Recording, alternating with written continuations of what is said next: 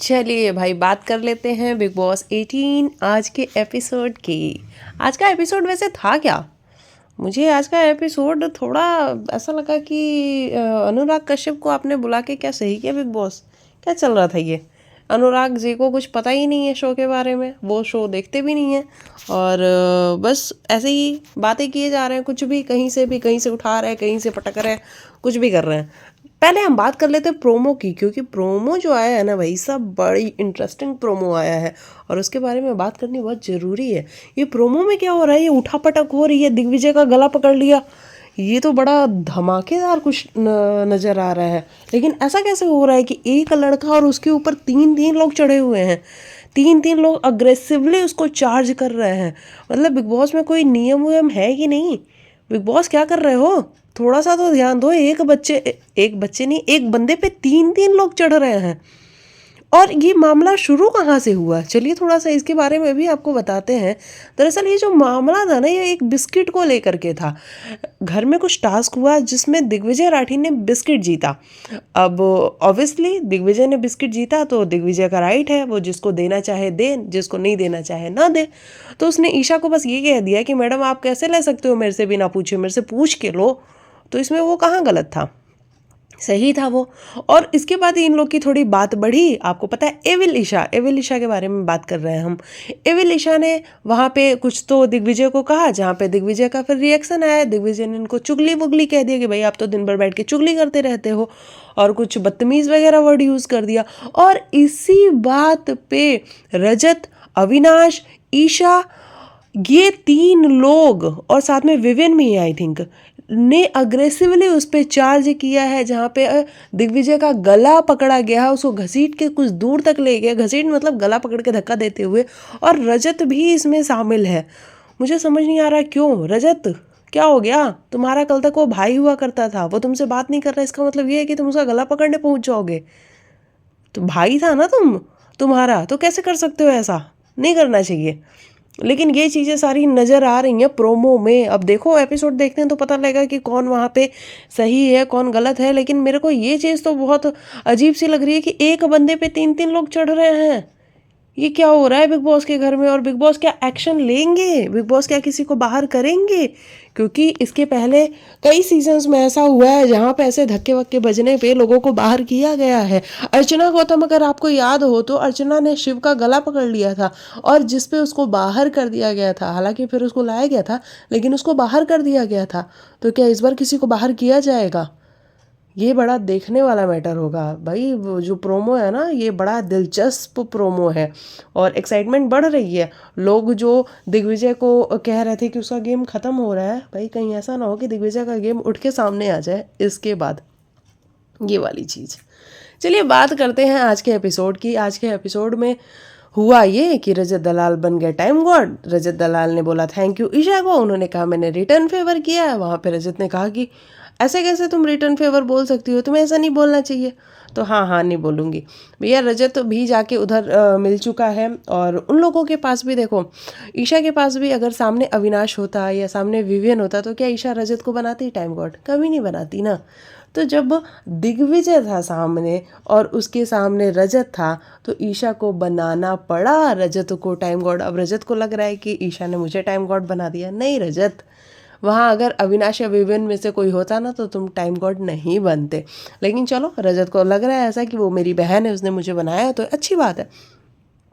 उसके बाद से रजत ने घर में ड्यूटीज़ वगैरह असाइन की, घर में ड्यूटीज़ देने की कोशिश की, जहाँ पे शिल्पा जी ने साफ मना कर दिया कि मैं काम नहीं करूँगी। अब देखो उन्होंने मना कर दिया, इसके पीछे शायद करण का समझाना रहा हो, करण का गुस्सा रहा हो कि क्या कर रहे हो शिल्पा जी, गेम में आ जाओ, गेम खेलना बहुत ज़रूरी है। ईशा से सीखो गेम कैसे खेलते हैं, अविनाश से सीखो गेम कैसे खेलते हैं। तो शिल्पा जी ने चाहे उसके लिए ही किया हो, लेकिन हाँ एक स्टैंड तो लिया कि मैं काम नहीं करूँगी। और उन्होंने ये भी कहा कि मैं काम नहीं करूँगी रजत, आप चाहो तो मुझे पनिशमेंट दे दो। हालांकि रजत ने इस बात को बहुत अच्छे से पकड़ा फिर बाद में कि देखो मैडम ये मत बोलो कि मैं पनिशमेंट दूंगा, मैं क्यों पनिशमेंट दूंगा भाई, और मैं क्यों नहीं खाना दूंगा आपको, मैं आपको सबसे पहले खाना दूंगा, है ना, मैं सबसे पहले आपको खाना दूंगा और इज्जत के साथ दूंगा। तो आप ये मत कहें कि मैं आपको पनिशमेंट नहीं दूंगा। कोई बात नहीं, आपकी मर्जी है कि आप काम नहीं करोगे। आप काम नहीं करोगे तो क्या घर का काम नहीं होगा? घर में काम होगा। ये वाली सारी चीज़ें नजर आई। देखो भरा तो पड़ा था रजत कहीं ना कहीं। फिर उसके बाद घर में एक श्रुतिका का भी मैटर चल रहा है कि केवी ने बहुत गलत बोला। मुझे एक बात समझ में नहीं आ रही, केवी ने गलत बोला, मैं मानती हूँ, मैं भी मानती हूँ कि केवी ने गलत बोला, केवी ने जो बोला उसको नहीं बोलना चाहिए। लेकिन एक बात बताओ कि क्या लड़की सिर्फ श्रुतिका है, चाहत लड़की नहीं है? जब चाहत को कल अविनाश बोल रहा था, चाहत ऐसे टच नहीं करो, चाहत ऐसे टच नहीं करो, तुम चाहती हो ना टच करना, क्या शर्ट उतारूं? नहीं नहीं चाहत, तुम मुझे शर्टलेस देखना चाहती हो। ये सारी बातें एक लड़की के लिए कैसी हैं? सही है? ये सारी बातें सही हैं? वहाँ वो बातें रजत भी सुन रहा था, विवेन भी सुन रहा था, लेकिन क्या किसी ने क्वेश्चन उठाया इस बात पे? नहीं उठाया ना, किसी ने भी क्वेश्चन नहीं उठाया। ईशा भी सुन रही थी, किसी ने भी क्वेश्चन नहीं रेज किया वहाँ पे। विवेन ने कहा कि तुम्हें पोछा तुम्हारा बना देता है स्टेज पे। ये बातें डिमीनिंग नहीं है एक लड़की के लिए। लेकिन नहीं, ये बड़ा सेलेक्टिव मेरे को लगता है कि परसेप्शन है लोगों का कि अगर अपने फ़ायदे में कोई बात है तो हम उसको सेलेक्ट करके बोलेंगे, अपने फ़ायदे में नहीं है तो नहीं बोलेंगे। तो श्रुतिका वाला मैटर कुछ ऐसा है कि श्रुतिका आजकल भले उनको पसंद ना हो, रजत को ना पसंद हो, विवेन को ना पसंद हो, किसी को ना पसंद हो, लेकिन करण की अगर एंटी है श्रुतिका तो फिर भैया ये मामला उठेगा। लेकिन अगर वही बात चाहत पे है तो चाहत वाला मामला नहीं उठेगा, बल्कि उसको दबा दिया जाएगा। क्यों? चाहत लड़की नहीं है? वो वाला भी मामला उठाओ ना, अविनाश को बताओ ना कि अविनाश तुम कैसे गलत हो। ये बार बार पर्सनल जाना कि तुम मुझे छूना चाहती हो, तुम मुझे शर्टलेस देखना चाहती हो, ये कितना अच्छा है, कितना अच्छा लग रहा है सुनने में? नहीं अच्छा लग रहा है ना? तो इस पे भी तो आवाज़ उठाओ ना। ये सेलेक्टिव कैसे टॉपिक्स तुम लोग के हो जाते हैं? तो ये चीज़ें आज बड़ी देखने वाली मिली। और ये सारी चीज़ें लेके शिल्पा मैम के गले पड़ा गया, जहाँ पे शिल्पा जी को ये बताया गया कि आप कैसे नहीं बोलती हो, जब करण गलत बोलता है तो आपको करण के अगेंस्ट खड़ा होना चाहिए। आप सबके सामने करण को डांटो, बोलो। उसने कहा कि मैंने बोला है, करण को समझाया है मैंने। और विवेन भी ये क्वेश्चन कर रहे थे कि आप सबके सामने बोलो ना मैडम। अच्छा एक बात बताओ विवेन जी, आप सबके सामने बात करते हो? अगर आपको ईशा की कोई बात बुरी लगे, आपको अविनाश की कोई बात बुरी लगे, तो आप सबके सामने बात करते हो? नहीं करते हो ना, किनारे में ले जाके, कोने में ले जाके समझाते हो ना। तो वैसे ही शिल्पा जी और करण का कुछ तो रिश्ता है, थोड़ा सा, भले ही वो बैक स्टेप करती हैं वो बात अलग है, लेकिन कुछ तो रिश्ता है ना। तो शिल्पा जी भी अकेले में ही समझाएंगी, कहाँ से उम्मीद कर रहे हो कि सामने से समझाएंगी? नहीं समझाएंगी ना। तो ये वाली बात आपको समझनी चाहिए विवेन। तो बस ये सब कुछ हुआ, जहाँ पे रजत ने भिगो भिगो के शिल्पा जी को बहुत भिगो भिगो के जूते मारने की कोशिश की। और उसके बाद से शिल्पा जी का ना थोड़ा सा मन अजीब सा हो रहा था कि मैं क्या कर रही हूँ। जब से सारा ने भी उनके फादर के बारे में भी बोला है कि यहाँ तेरे फादर का कुछ ऐसा बोला ना कल टास्क में, तो शिल्पा जी थोड़ी सी इमोशनल भी हैं। और बार बार ये सुनना कि वो गेम खेल रही हैं, वो बैक स्टैब कर रही हैं। तो देखो शिल्पा जी के कुछ डिसीजंस तो हैं ऐसे जो बैक स्टैब वाले दिखते हैं। हम मानते हैं कि वो सॉफ्ट स्पोकन है, काइंड हार्टेड है, ये सारी चीज़ें हम मानते हैं, लेकिन शिल्पा जी कुछ चीज़ें तो आपको भी देखनी पड़ेंगी ना। और घर में जब सारे प्लेयर बैठे हुए हैं तो उनके बीच में थोड़ा सर्वाइव करना मुश्किल होगा। और आज शिल्पा जी आपने देखा होगा कंटिन्यू रोती हुई ही नज़र आ रही थी। तो ये वाली सारी चीज़ें हुई। देखो प्रॉब्लम सबको करण से है, ये जो बात बोली भी है वो करण ने बोली है, लेकिन करण से कोई जाके 1 to 1 डिस्कस नहीं करना चाहता है, क्योंकि करण फिर अपने तरीके से एक्सप्लेन करेगा। और उसको भी पता है कि वो गलत है, लेकिन उसका भी अपना रीज़न है। उसका ये कहना है कि भाई श्रुतिका ने खुद बोला हुआ है मेरे से कि मैं बग्गू को सिखाऊंगी, मैं बग्गू को समझाऊंगी, बग्गू को बताऊंगी। तो मैंने वही बात बोली। और वीकेंड के बारे पे भी चर्चा होगी तो भाई हम भी बताएंगे ना, हम भी अपना पक्ष रखेंगे। ये करण को बड़ा क्लियर है, पता है सब कुछ। तो चलो अगर करण को पता है तो फिर कोई प्रॉब्लम नहीं है। लेकिन घर वालों को इस बात से प्रॉब्लम है क्योंकि सारे के सारे घर वाले एंटी करण तो हुए हैं। रजत एंटी है, विवियन एंटी है, अविनाश एंटी है, ईशा है, ईडन है, यामिनी पता नहीं है, यानी कशिश है, सारा है, बग्गा जी हैं, मतलब सारे ही, तो श्रुतिका है, सब एंटी बैठे हुए हैं। तो उन लोग को एक मुद्दा मिला और जिस मुद्दे को इन्होंने खूब सेकने की कोशिश की और फिर वहाँ पे बातें बहुत उछली, जहाँ पे माँ पे भी गए रजत की। ये बोलते हैं कि पीएमओ में इनके मामा रहते हैं, इनकी माँ है, बहुत पावरफुल हैं, ये वो बहुत सारी चीज़ें वो आप सबने सुनी ही और चलिए उसके बारे में आगे बात करेंगे। पहले फिर हम आ जाते हैं अपने टॉपिक के बारे में, जो घर के अंदर आए हुए थे अनुराग कश्यप। मुझे ये लगता है कि अनुराग को कुछ पता तो था नहीं, अनुराग सर को कुछ पता तो था नहीं शो के बारे में, बस वो ऐसे ही आ गए थे और उनको लग रहा था कि चलो ठीक है, हंसते खेलते कुछ बातें कर लेंगे कि आज आपने खाना बनाया, क्या खाया, अच्छा आपका कोई दोस्त है यहाँ पे, कौन कौन है, अच्छा ठीक है, आपकी फैमिली में कौन कौन है, हाँ हाँ बहुत बढ़िया, बेटी भी है आपकी, अच्छा अच्छा, मतलब ऐसी वाली बातें अनुराग जी कर रहे थे। शिल्पा जी को पहले बुलाया गया और वहाँ पे शिल्पा काफ़ी इमोशनल हो रही थी, क्योंकि वो वाकई में घर से थोड़ी सी वो हो चुकी हैं, उनको लग रहा है कि अब मुझे घर जाना है, मुझे यहाँ पे नहीं रहना, और परेशान हो चुकी हैं वो कुल मिला के। देखो एक उम्र के बाद ना फिर इंसान नहीं ले पाता है चीज़ों को, और मुझे लगता है शिल्पा जी के साथ वही है, अब वो नहीं ले पा रही हैं इन सारी चीज़ों को। तो वो अनुराग को भी देख के काफ़ी इमोशनल हो रही थी, बार बार उनको रोना आ रहा था। तो और फिर उनसे कुछ बातें शो की हुई भी नहीं, रिश्तों की ही बातें हुई हैं कि भैया मैंने विवन को चूज़ कर लिया, मेरे 2 लाडले हैं, अब उनमें से मैंने विवन को चूज़ कर लिया, तो लोग यहाँ पे कहते हैं कि मैंने करण को बैक स्टेप किया, जबकि ऐसा कुछ भी नहीं है।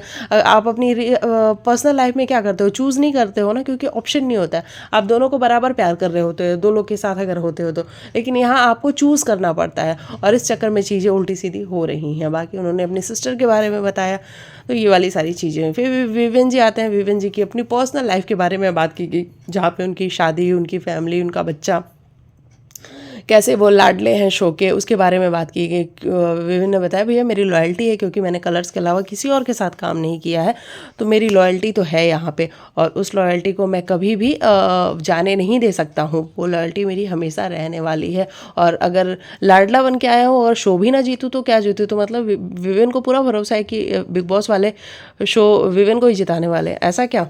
तो ये वाली चीज़ भी आज बड़ी क्लियर होती हुई नजर आई। उसके बाद से श्रुतिका आती हैं। श्रुतिका, ओ भाई श्रुतिका क्या बन जाती हो तुम, मतलब तब जब तुम घर के अंदर रहती हो तब, और जब सलमान सर आते हैं या फिर आज अनुराग जी आए हुए थे, अनुराग सर आए हुए थे, तब क्या थी तुम।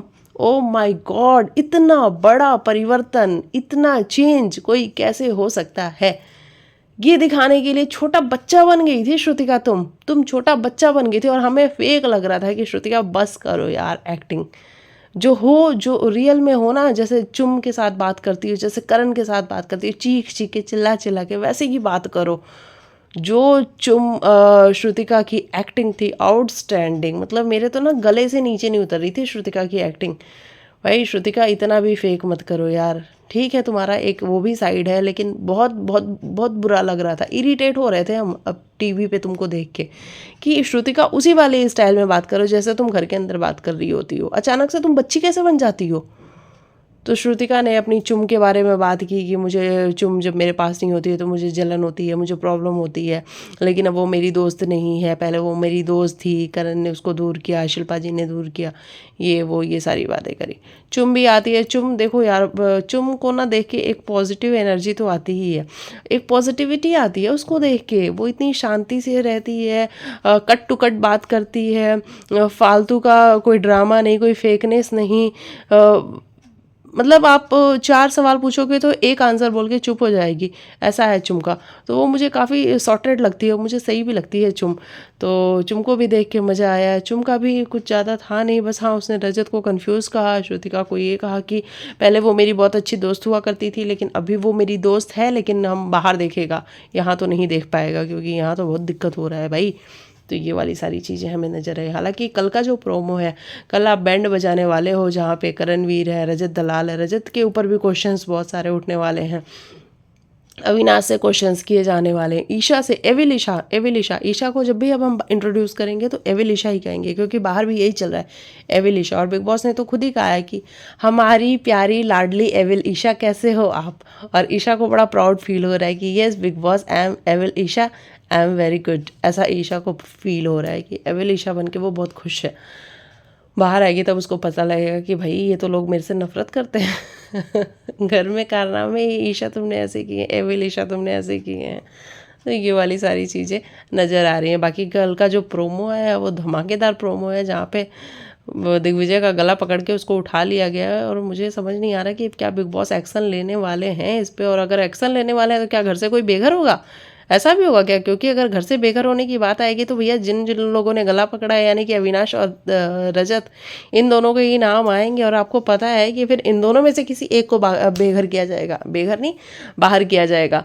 दोनों को तो बाहर किया नहीं जाएगा, किसी एक को किया जाएगा। और कहीं ऐसा ना हो कि बिग बॉस कह दे कि घर के कंटेस्टेंट तुम ही लोग चूज़ कर लो, फिर कहीं ऐसा ना हो कि लोग रजत को अगर लोगों ने चूज़ कर लिया तो भाई मैं बहुत महंगा पड़ जाएगा रजत को, कि क्यों ही गया मैं इस लड़ाई में, मेरा तो कोई फ़ायदा भी नहीं था।